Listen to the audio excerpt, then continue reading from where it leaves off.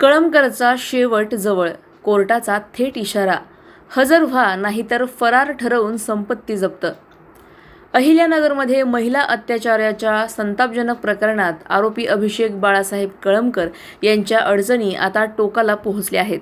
नोकरीचे आमिष दाखवून पीडितेवर वारंवार अत्याचार, अश्लील व्हिडिओ तयार करून ब्लॅकमेलिंग आणि जीवे मारण्याच्या धमक्या अशा गंभीर आरोपानंतरही कळमकर अद्याप फरारच आहेत.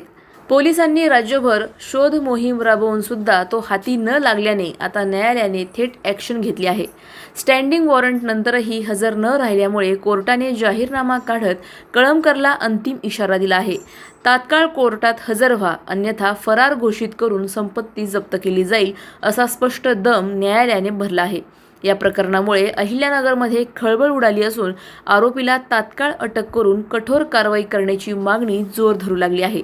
पोलीस प्रशासनावरही आता कारवाईचा दबाव वाढत आहे.